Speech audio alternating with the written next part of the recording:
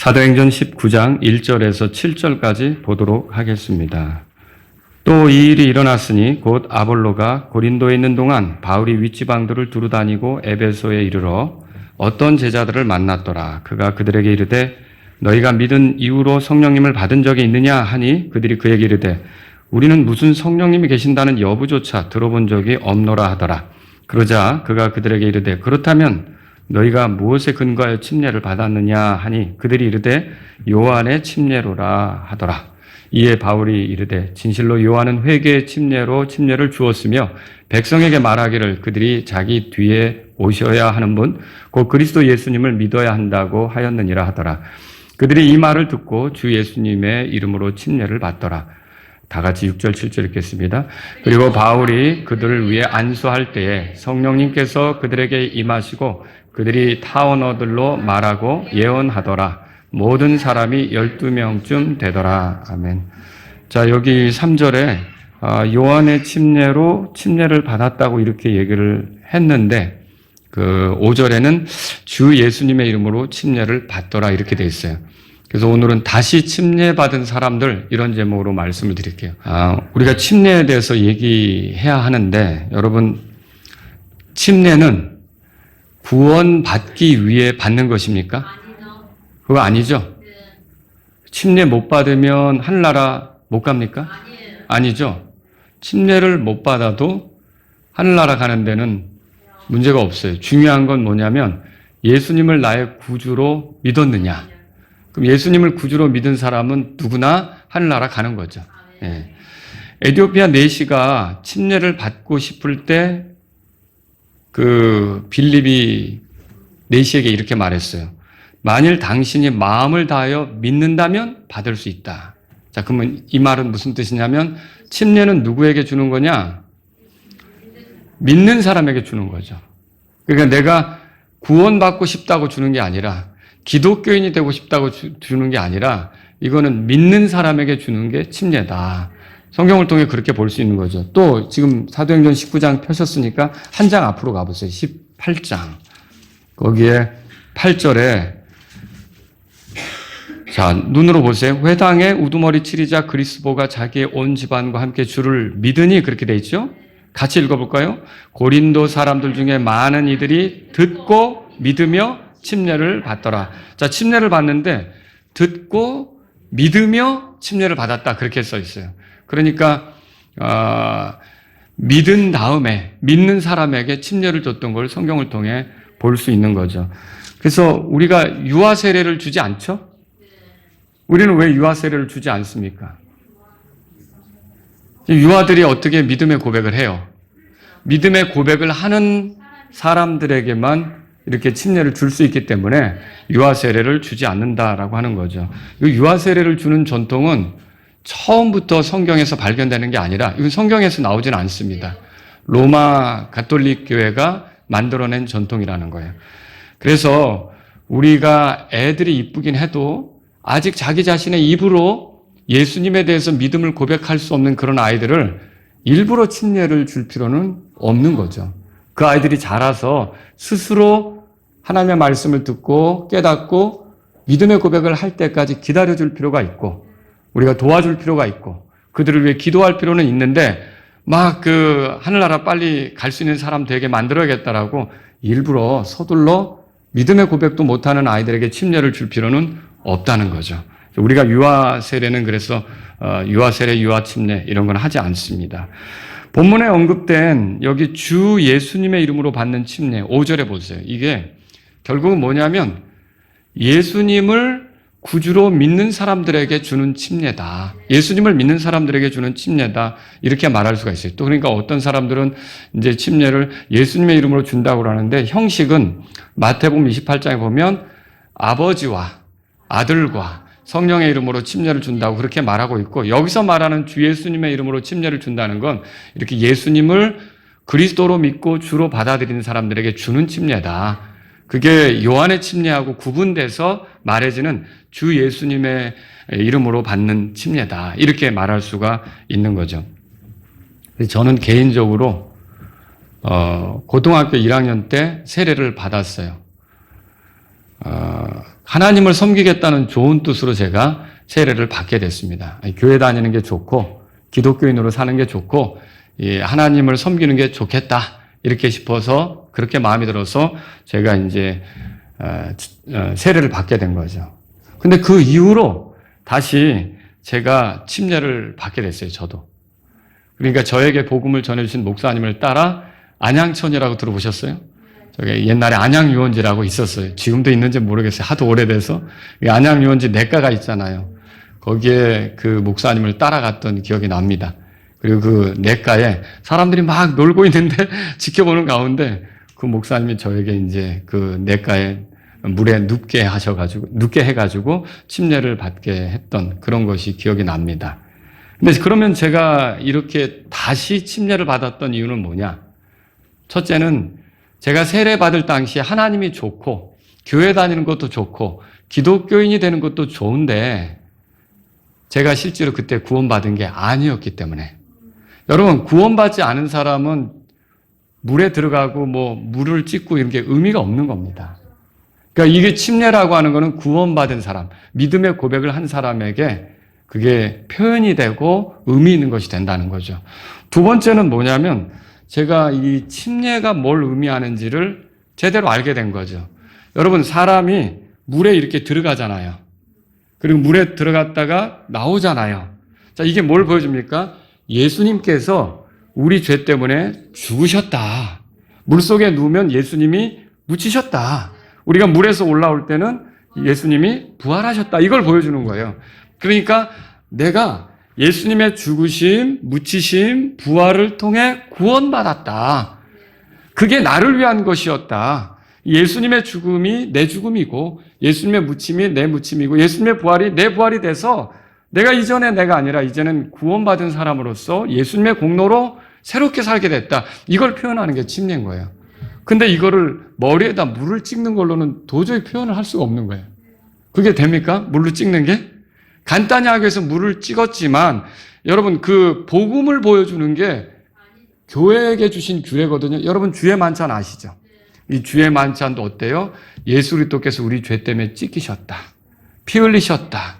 그리고 죽은 걸로 끝나지 않아서 부활하셨기 때문에 지금 살아있어서 그분이 오실 때까지 우리가 이거 해야 된다. 그러면 그 만찬 의식에 참여하는 건 주님의 죽으심, 부활이 다 거기에 내포되어 있는 거예요. 복음을 보여주는 거죠. 그 예수님의 공로로 우리가 죄 용서 받는다. 마찬가지로 침례도 그렇다는 거예요. 이게 복음을 보여주는 거예요. 예수님이 나의 죄 때문에 죽었고 묻혔고 부활하심으로 내가 구원받게 되었다. 하나님의 자녀로 살게 되었다. 이걸 표현하는 거죠. 그래서 이런 의미를 알고 나서 보니까 그리고 성경에서 보니까 침례를 줄 때는 물이 많아야 됐더라고요. 그렇죠? 요한이 침례 줄 때도 물이 많았고 또 요르단강에서 그렇죠? 이디오피아 내시가 침례 받을 때도 어때요? 물이 거기 많았죠? 물이 있으니까 거기 내려갔잖아요. 물 속으로. 그러니까 이게 물을 조금 이렇게 그릇에다 떠놓고서 이렇게 물 하는 거는 성경이 보여준 그 침례는 아니라는 걸 제가 알게 된 거죠. 그래서 저도 다시 침례를 받게 됐어요. 여러분 가운데 혹시 다시 침례 받으신 분 계세요? 두 번? 있으시네요. 이게. 오늘 성경에도 그런 사람들이 나오는 거예요. 그래서 이 사람들에 대해서 우리가 좀 살펴보는 시간을 가졌으면 좋겠어요. 두 가지로 이렇게 정리해서 말씀드릴게요. 하나는 뭐냐면 1절에서 3절까지 보면 그들은 이미 침례를 받았다는 거예요. 주 53년 여름 무렵 바울이 제3차 선교여행을 시작했어요. 자, 아볼로가 그 고린도에 있는 동안 바울은 윗지방을 두루 다니면서 이제 주님에 대해서 전했겠죠. 그리고 어디로 갔냐면 에베소라는 지역으로 가게 된 거예요. 자, 여기 1절을 보면 그런 얘기가 나와요. 윗지방이라고 찾으셨어요? 네, 윗지방들이 도대체 어딘가. 이거 왜 이렇게 표현하냐면 갈라디아하고 부르기아 이런 데를 윗지방이라고 표현했는데 이게 그 아시아 지역, 여러분이 지도를 보시면 나올 거예요. 그 아시아 지역의 가운데 되는 그 내륙 쪽이에요. 근데 내륙은 고원으로 이루어졌어요. 그런데 에베소는 해변가에 있는 거예요. 저지대죠. 그러니까 바울이 여행한 게 저기 안디옥에서 고원을 거쳐가지고 내려가서 어떻게 해요? 저기 서쪽 끝에 있는 에베소로 간 거예요. 에베소는 바닷가에 있으니까. 그래서 이쪽을 윗지방이라고 이렇게 표현한 거다. 그렇게 보시면 되죠. 이런 곳을 두루 다니다가 에베소에 이르게 됐는데요. 이 에베소는 원래 2차 선교 여행을 끝낼 때 그쯤에 바울이 그 예루살렘으로 향해 여행하면서 들렸던 곳이기도 해요. 여기에 아굴라하고 브리스길라하고 같이 갔죠. 그런데 그들을 거기에 남겨두고 떠나면서 했던 말이 뭐냐? 사도행전 18장 거기 앞에 보세요. 21절에 다만 그들에게 작별을 고하며 이르되 내가 어찌하든지 다가오는 명절은 이 명절은 반드시 예루살렘에서 지켜야 하리라. 다 같이요. 그러나 만일 하나님의 뜻이면 내가 다시 너희에게 돌아오리라. 그렇게 했죠. 그래서 거기 에베소를 떠난 거예요. 하나님의 뜻이면 내가 돌아오겠다 그랬는데 드디어 에베소로 돌아오게 된 거죠. 그리고 에베소로 돌아왔을 때 바울이 19장 1절 끝에 보니까 어떤 제자들을 만났다 그렇게 써 있어요. 그럼 이 제자들은 그리스도인인가? 그리스도인이 아니에요. 어떻게 그걸 알 수 있습니까? 아직 예수님에 대해서 들어는 봤겠지만 정확히 모른다는 거예요. 여러분 교회 안 다니는 사람도 예수님에 대해서는 들어봤겠죠? 근데 예수님에 대해서 들었으니까 다 구원받은 겁니까? 아니죠. 교회에 와서 예수님에 대해 설교를 들을 수 있겠죠? 그럼 그 사람들 모두가 다 예수님에 대해서 들었으니까 구원받은 겁니까? 아니죠. 이게 예수님에 대한 믿음이 있어야 구원받았다 이렇게 말하는 거죠. 그러니까 여기 제자들은 예수님에 대해서 이 문맥적으로 보면 정확히 알지 못했어요. 그리고 1절에 보니까 아볼로를 언급하는 이유는요. 아볼로가 고린도에 있는데 그런 사람들을 만난 거예요. 근데 왜 아볼로 얘기를 할까? 자, 아볼로가 고린도로 떠났어도 아볼로 같은 사람이 더 있다는 걸 얘기하는 거예요. 아볼로는 어떠해야 했는데요? 여러분 아볼로는요. 똑같이 요한의 침례를 받았죠? 그런데 하나님의 길에 대해서 잘 몰랐잖아요. 그래서 아굴라하고 브리스길라가 데려다가 가르쳐줬잖아요. 그렇게 가르쳐주고 나니까 이 아볼로가 예수님이 그리스도라는 거에 대한 큰 확신을 가지고 고린도로 아가야 지방으로 건너가서 열심히 그걸 유대인들에게 가르치면서 다닌 거 아닙니까? 이 아볼로 같은 사람들이 여전히 거기에 있었던 것이 지금 바울을 통해 이게 보여지게 된 거죠. 바울이 그들을 만났단 말이죠. 바울이 그들을 만나서 했던 질문이 뭐냐면 2절에 그가 그들에게 이르되 너희가 믿은 이후로 뭐라고 돼 있어요? 성령님을 받은 적이 있느냐 그랬죠. 저는 여러분에게 여쭙고 싶어요. 여러분은 성령님을 받으셨어요? 성령님이 내 안에 계시고 나와 함께 하십니까? 나의 삶 가운데 나를 이끄시는 분이 되시는 거 맞습니까? 로마서 8장에는 그렇게 써 있어요. 그리스도의 영이 계시지 않으면 그리스도의 사람이 아니라고 그랬어요. 그리스도의 사람이 아니면 아직 그 하나님하고 특별한 관계에 있는 건 아니라는 거죠. 우리가 그런 걸 알 수 있는 거죠. 자, 그런데 여러분 침례자 요한이 이렇게 선포한 일이 있어요. 누가복음 3장 16절에 보면 나는 참으로 너희에게 물로 침례를 주지만 나보다 더 강하신 분께서 오시나니 나는 그분의 신발끈을 풀 자격도 없노라. 그분께서는 성령님과 불로 너희에게 침례를 주시리라. 그분은 성령님으로 침례를 주신다 이렇게 말했던 거예요. 그러니까 요한의 침례가 전부가 아니고 성령님으로 주어지는 침례도 성령님의 침례도 있다는 걸 있게 될 거라는 걸 우리가 이 말씀을 통해서 아는 거죠. 근데 이제 에베소에서 만난 이 제자들이 예수님의 제자라면 성령님을 이미 받았겠죠. 근데 이 사람들의 대답이 뭐예요? 이 사람들의 대답이 거기 2절의 그 뒷부분에 보니까 그들이 그 얘기를 했대. 우리는 무슨 성령님이 계신다는 여부조차 들어본 적이 없노라. 이렇게 얘기를 한 거예요. 요한의 제자였다면 요한이 성령님에 대해서 얘기했기 때문에 알 수도 있었지만 어째서 이렇게 얘기했는지는 모르겠어요. 그러나 어쩌면 이런 것들이 그 성령님에 대해서 얘기는 들어봤지만 그게 우리에게 부어졌는지 받았는지 우리 그런 거는 모르겠다. 그런 일이 있는 건지 이렇게 대답하는 것과 같다는 거죠. 그래서 바울이 그러면 그들에게 이제 또 다른 질문을 던집니다. 3절에 보면 그러자 그가 그들에게 이르되 거기 읽어볼까요? 그렇다면 너희가 무엇에 근거하여 침례를 받았느냐? 그럼 너희는 침례 받았니? 무슨 침례를 받았지? 이렇게 물은 거예요. 여러분 그때 아볼로도 그랬죠. 그 위에 요한의 침례를 받은 걸로 우리가 보잖아요. 그 25절에 보면 그가 요한의 침례만 알더라. 18장 25절에 그 끝에 보면 그렇게 써 있잖아요. 이 12사람, 이 에베소에 있던 사람들, 이 유대인들도 요한의 침례만 알고 있는 거죠. 요한의 침례로 침례를 받은 거죠.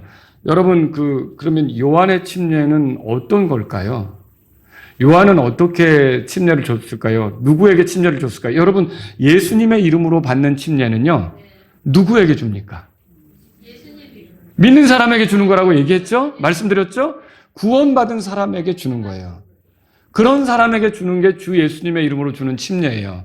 그런데 요한의 침례는 그렇지 않아요. 요한의 침례는 어떤 거냐면 자기가 죄인인 것을 인정하고 나에게도 오시는 메시아가 필요하다는 뜻으로 받는 게 그 침례예요. 그러니까 이 침례자 요한이 요르단강에서 침례를 줄 때 회개하라 그랬고요. 죄를 자복하라 그랬고요. 죄인인 것을 인정하고 받으라고 한 거죠. 그럼 그게 왜 그렇게 중요할까요? 요한의 임무가 뭐예요? 주의 길을 예비하는 자잖아요. 그럼 사람들이 예수님께로 향하도록 길을 닦는 역할을 하는 거예요. 그러면 요한을 만나서 자기가 정직하게 죄인인 걸 인정하고 침례까지 받았다면, 그래서 요한의 가르침대로 제대로만 한다면 어떻게 될 것인가? 요한 뒤에 오는 그리스도에 대해서 거부감 없이 받아들이게 되겠죠. 자, 그것 때문에 요한이 예수님에게로 향하도록, 사람들이 예수님에게로 갈 수 있도록 요르단강에서 죄인인 것을 인정하는 침례를 주었다라고 하는 거죠. 여러분, 누구든지 예수님을 만나고 구원받는 길은 첫째가 그거예요. 자기가 정직하게 하나님 앞에서 죄인인 걸 인정해야 돼요. 자기가 대단하다고 생각하면 안 되는 거죠. 우쭐대면 안 되는 거죠. 정직하게 죄인인 것을 인정해야 그 사람이 그리스도를 알아보게 되는 거죠. 그리스도가 하신 일이 귀하게 보이는 거죠. 그리스도를 믿게 되는 거예요. 그래서 이 사람들은 요한의 침례만 알고 받은 걸로 보여지는 거죠. 그런데 여기 보니까 그러면 1절 끝에 어떤 제자라고 했는데 결국은 누구 제자예요? 그러면 우리가 볼 때 요한의 제자라고 생각할 수가 있는 거죠. 그러니까 성경에 제자라는 말이 나온다 그래서 다 예수님의 제자를 얘기하는 건 아니라는 거죠. 누가복음에도 보면 5장 33절에 보면 또 7장 18절에 보면 거기 두 군데는 어떻게 나오냐면 요한의 제자들도 있고 바리새인의 제자들도 있어요.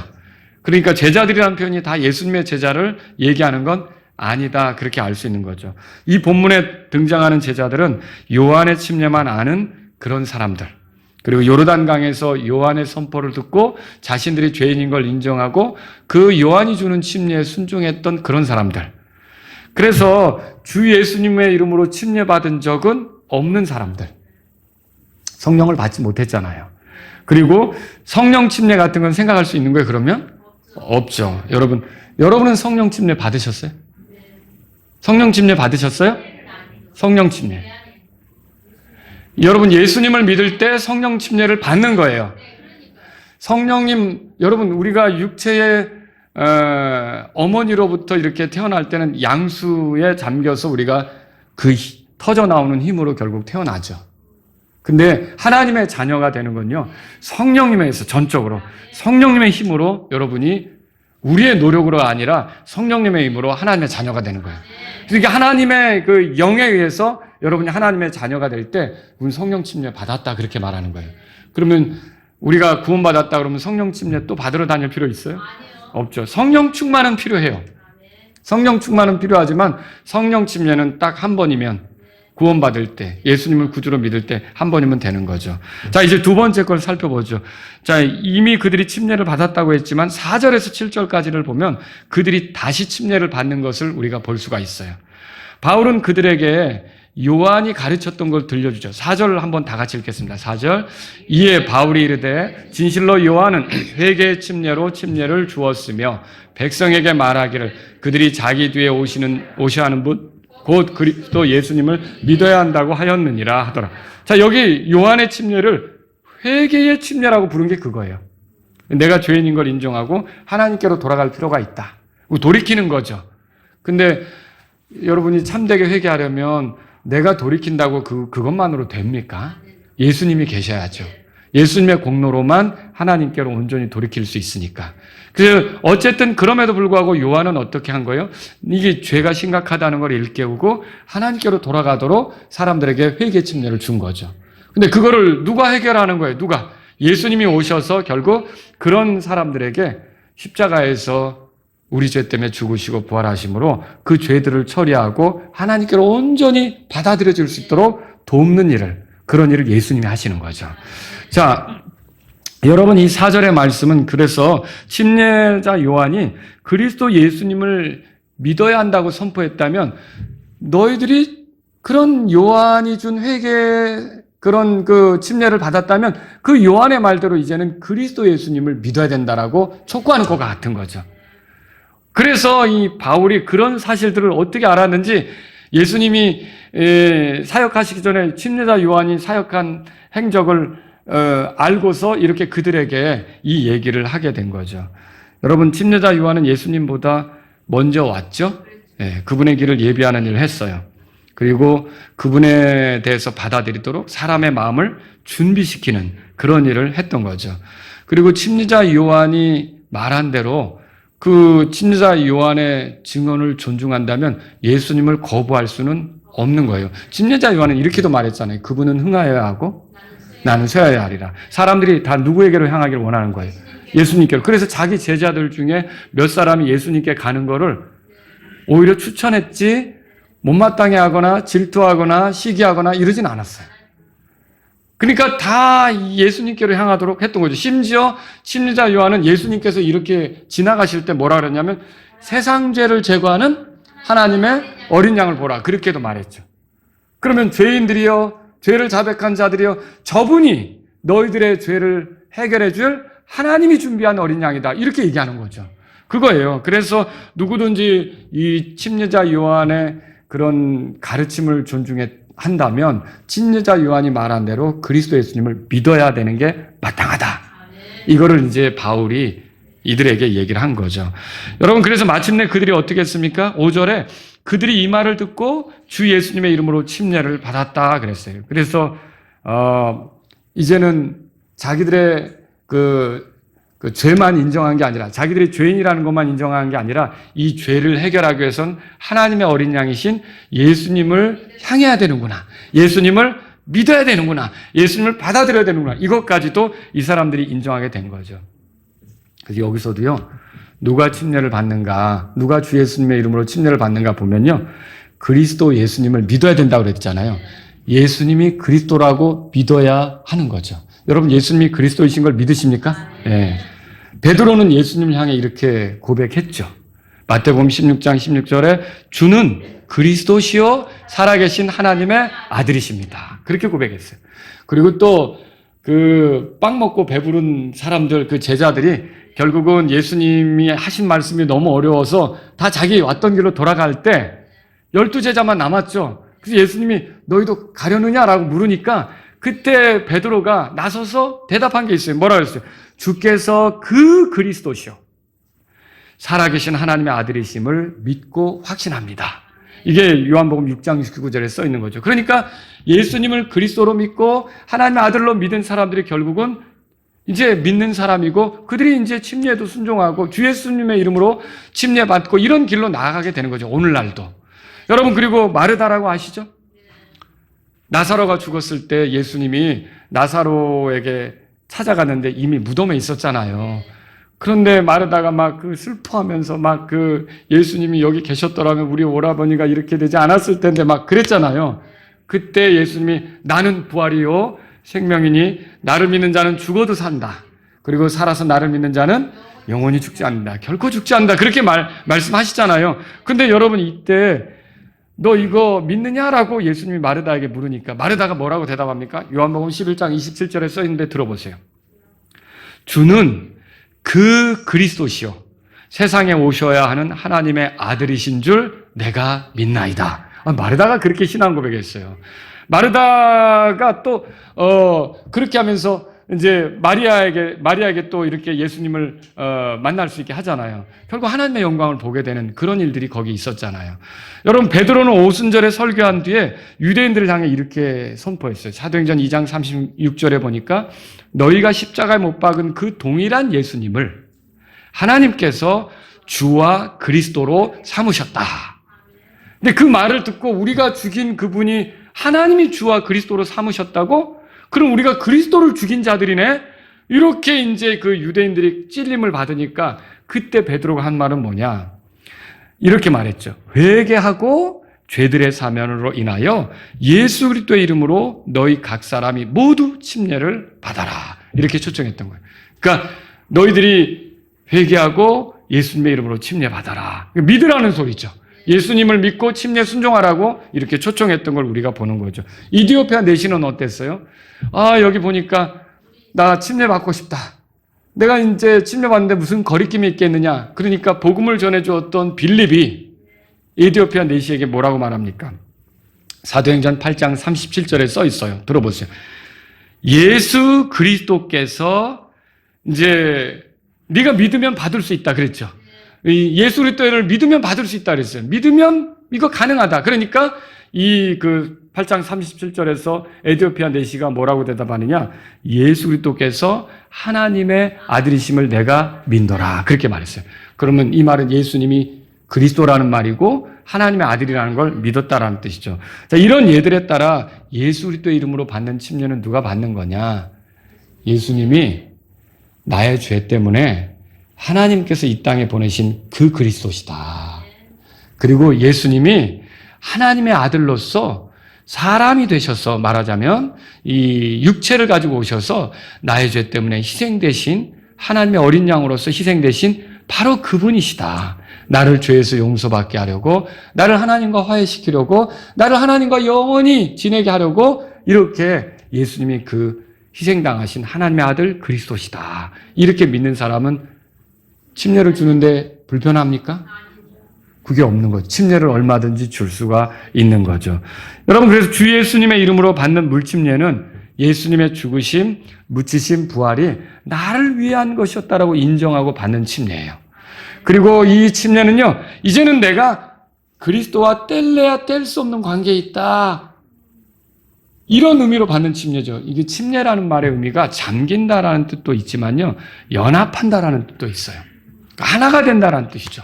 그래서 내가 그리스도 안에 있고 그리스도가 내 안에 있고 나는 이제 그리스도하고 떨어질래야 떨어질 수 없는 사람이 되었다. 이걸 공개적으로 표현하는 게 침례에 순종하는 것이 되는 거죠. 여러분, 침례는 그런 의미가 있는 거예요. 이리하여 요한의 침례를 받았던 그들이 이제는 주 예수님의 이름으로 다시 침례를 받게 된 거예요. 근데 다시 침례를 받으니까 침례를 2번 받은 것 같지만 예수님에 대한 믿음의 고백으로 받는 침례는 이거 하나예요. 그렇지 않습니까? 앞에는 어떻게 보면 아직 그 마음의 준비 차원에서 받은 거지 구원받은 고백으로 받는 침례는 아니었잖아요. 그러니까 저 같은 경우도 생각해 보면 하나님 앞에서 잘 살고 싶어서 제가 세례를 받기는 했어도 정말 예수님을 믿는 믿음의 고백으로서의 침례는 그때 안양천에 가가지고 그 목사님에게 받았던 침례가 저는 이제 예수님을 믿는 믿음의 고백으로 받은 주 예수님의 이름으로 받은 침례라는 거죠. 여러분, 이 침례를 받으셨습니까? 어떤 분은 3번, 4번 받은 분도 있더라고요. 얘기하다 보니까. 그래도 마지막에 받은 그 믿음의 고백으로 받은 게 그게 주 예수 그리스도의 이름으로 받은 거죠. 말하자면. 자, 여러분, 또 침례는 성경이 보여준 방식대로도 해야 되잖아요. 그러니까 다 물에 들어갔다가 이렇게 나오는 거. 그렇지 않은 것들은 성경이 보여준 방식이 아니고 사람의 전통에 따른 것이기 때문에 우리가 그걸 주 예수님의 이름으로 받는 침례라고 할 수는 없는 거죠. 이거 올바르게 침례 받는 게 필요한 거죠. 자, 여기 6절에 보세요. 그리고 바울이 그들 위에 안수할 때에 성령께서 그들에게 임하셨다. 그렇게 돼 있어요. 이게 안수한다는 건 뭐예요? 여러분, 물론 권능이 나가는 것으로서의 예수님의 경우 안수가 있었지만 저번에도 여러분에게 말씀을 드렸지만 안수가 동일시하는 것도 있다고 그랬잖아요. 기억나십니까? 그래서 자, 베드로하고 요한이 사마리아로 내려가서 사람들에게 안수했을 때 그들에게 성령님이 강력하게 임하시고 그들이 또 타언어도 말하고 막 이런 일이 벌어졌잖아요. 그러면 그게 어떤 의미냐면 예루살렘 교회가 가졌던 믿음과 동일한 믿음을 사마리아 사람들도 갖게 됐다는 뜻이죠. 그럼 지금 여기서는 바울이 이렇게 가지고 있던 믿음과 동일한 믿음을 이들도 갖게 되었다는 뜻이에요. 그래서 거기서 놀랍게 성령님께서 그들에게 임하시면서 그들 가운데 타언어로 말하는 일이 생긴 거죠. 타언어는 이게 어느 지역의 언어인 거예요. 알아듣지 못하는 그런 소리가 아니라 그래서 우리가 그런 언어들로 했던 것을 알 수가 있고요. 실제로 보니까 그들 모두가 몇 명이었어요? 12명쯤 되었더라. 이렇게 말하고 있는 거죠. 자, 오늘 우리가 이 12사람에 대해 살펴보았는데 이 사람들은 과거에 요한의 침례를 받은 사람들이었고 바울을 만났을 때 복음을 듣고 이제 예수님이 그리스도라는 걸 믿고 이제는 믿음의 고백으로 주 예수님의 이름으로 침례도 받은 거죠. 어떻게 보면 다시 침례를 받은 거죠. 그런데 이 사람들은요, 결국은 이제 예수님의 이름으로 침례를 받으면서 그리스도인으로서의 삶을 시작하게 된 거죠. 오늘 제가 이 말씀을 마치면서 한 세 가지 여러분에게 말씀드리고 끝내려고 하는데 첫 번째는 뭐냐면요. 이미 물침례 받은 사람 중에도 구원받지 못한 사람이 있을 수 있다는 거죠. 있겠죠? 있겠죠. 예. 대개의 경우는 그러니까 정상적이라면 구원받고 믿음의 고백으로 침례를 받는 거지만 그렇지 않고 어떤 경우는 내가 기독교인 되겠다. 내가 교회당에 다니겠다. 나도 그냥 하나님 섬기겠다. 이런 뜻으로 나오는 사람도 있는 거죠.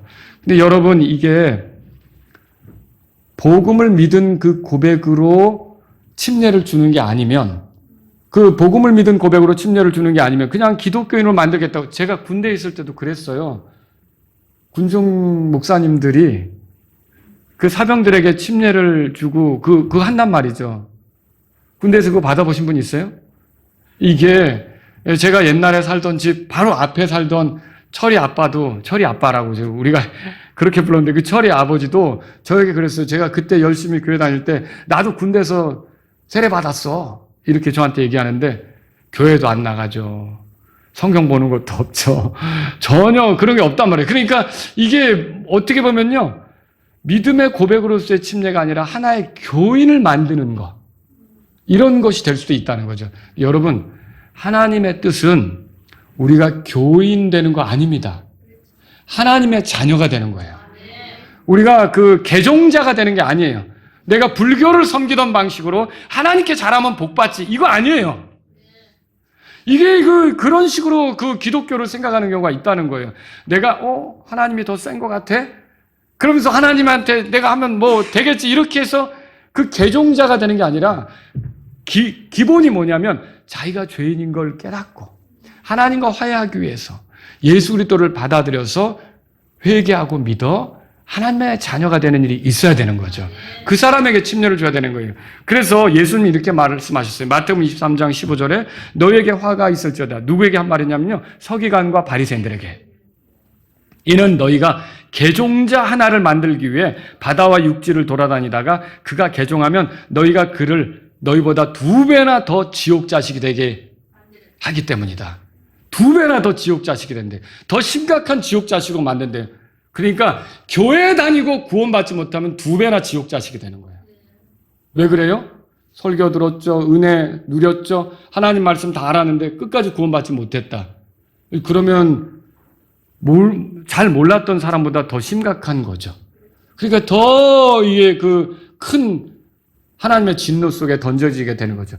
그러니까 여러분과 제가 알아야 될 게 내가 침례받는 게 개종하기 위해서입니까? 아니죠. 내 천주교인이었는데 내 기독교인 되겠어. 불교인이었는데 기독교인 되겠어. 내가 침례받는다, 세례받는다. 아니죠? 네. 우리는요. 분명히 예수님을 구주로 믿고 변화된 증거로 침례 순종하는 거예요. 네. 그리고 만약에 그러면 내가 지금 설교를 들어보니까 내가 받은 거는 나는 그냥 그렇게까지 생각 안 하고 기독교가 좋아서 받았는데 그럼 그 사람은 어떻게 돼요? 구원받아야 되죠. 예수님이 그리스도라고 믿고 구원받고 다시 시작해야 되는 거죠. 다시 침례로 고백해야 되는 게 필요한 거라는 거죠. 두 번째로 드리고 싶은 말씀이 있어요. 두 번째는 뭐냐면 성령님으로 침례를 받은 사람들은 이전과 다르게 살 수 있다는 거죠. 자, 이 사람들은 요한의 침례만 알았죠? 자, 여러분들은 성령 침례도 알죠? 우리가 성령님이 우리 안에 거하시죠? 우리가 이제 성령님하고 더불어 살아가게 된 거예요. 뗄래야 뗄 수 없게 된 거죠. 자, 이게 성령님을 받았느냐라고 이게 물어보는 게 은사 체험했냐 이거 물어보는 거예요? 그거 아니죠. 구원받았느냐 그건 물어보는 거예요. 방언했냐 이거 물어보는 거 아니죠.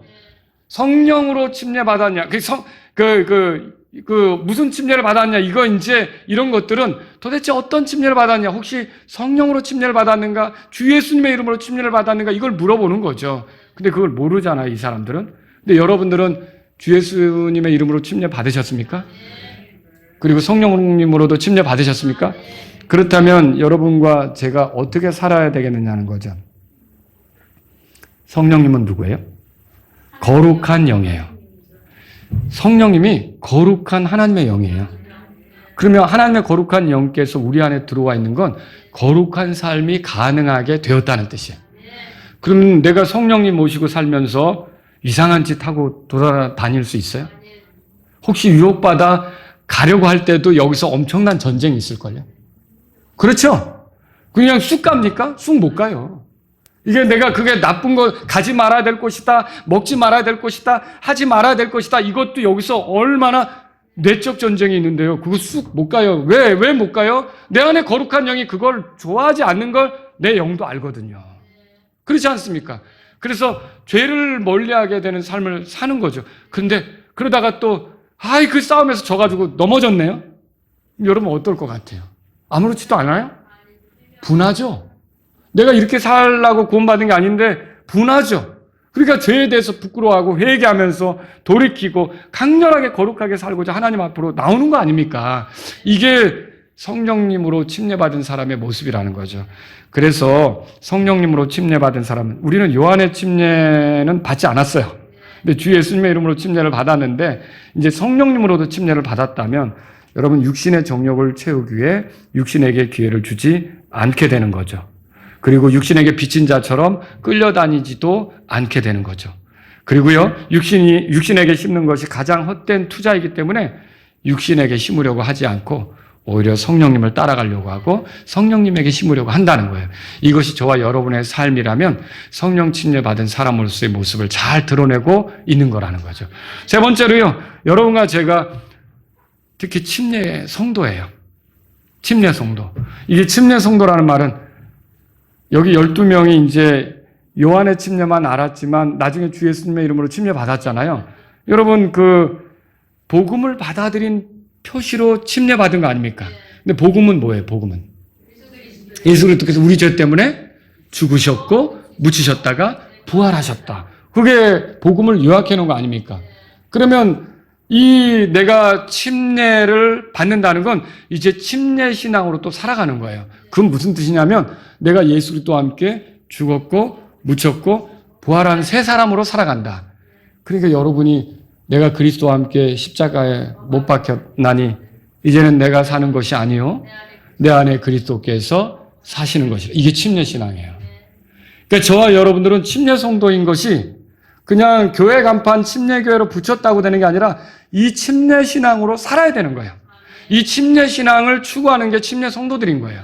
저와 여러분들이 이 침례 교인이라고 하는, 침례 성도라고 하는, 침례 신앙을 가진 사람이라고 하는 이 정체성에 대해서 절대로 가볍게 생각하면 안 되는 거예요. 나 베프티스트다. 침례 성도다. 이게 뭐예요? 나는 이제 그리스도와 함께 죽었다. 이제 내가 사는 것은 그 옛날에 내가 아니요. 그리스도를 따라가는 나, 그리스도와 함께 하는 나. 그리스도 안에 있는 나, 그리스도가 주인 되고 나는 그분을 따라가는 동행을 하게 된 거 아닙니까? 그렇게 그분이 주권을 가지시고 나는 졸졸 따라가는 사람이 된 건데 그런 나로 살아가는 자다. 여러분, 저와 여러분들은요, 이제 이런 주 예수 그리스도의 이름으로 받는 침례를 안다면 우리가 그걸 깊이 생각해 볼 때 그렇다. 내 삶은 침례 신앙으로 나가야 된다. 내가 주님과 함께 죽은 사람이요 또 새롭게 일어나서 생명의 새로움 가운데 걷는 사람이라는 고백으로 날마다 나가야 된다. 옛날에 여러분의 그 모습이 튀어나오면 어떻게 해야 되겠어요? 나는 이미 그리스도와 함께 죽었다. 여러분이 그렇게 하면서 살아가야 되는 거죠. 자, 이것이 우리가 침례 신앙을 존중하는 거란 말이죠. 다 같이 일어나시겠습니다. 오늘 이 말씀을 들으신 여러분 가운데 하나님 아버지, 제가 단지 개종자가 아니고 종교인이 아니고 기독교로 그냥 종교의 모습을 바꾼 사람이 아니라 예수 그리스도를 믿어 주 예수님의 이름으로 침례를 받고 새롭게 시작하게 한 것 너무나 감사합니다. 이런 분이 있다면 이 시간 그 감사를 표현해 보십시오. 그러면서 내가 요한의 침례가 아니라 주 예수님의 이름으로 침례받으면서 성령 침례까지 내가 받게 하셨사오니 내가 성령님을 따라 거룩하게 살기를 원합니다. 죄를 멀리하며 살기를 원합니다. 이런 마음이 있다면 여러분 기도하십시오. 하나님, 성령님이 내 안에 계시니까 내가 성령님을 거스르지 않기를 원합니다. 내가 성령님을 따라가기를 원합니다. 성령님과 충돌하지 않기를 원합니다. 육신에게 비친 자처럼 질질 끌려다니지 않고 성령님을 따라가기를 원합니다. 이런 마음이 있다면 여러분 기도하시란 말이죠. 여러분 가운데 우리가 침례 성도가 된 것이 이렇게 귀한 일이군요. 내가 그리스도와 함께 죽었고 묻혔고 부활해서 새 생명 가운데 사는 사람으로서 나머지 삶을 정말 주님과 더불어 사는, 주 안에서 사는 그런 새로운 삶을 살길 원합니다. 이런 분이 있다면 이 시간 주님께 기도하십시오.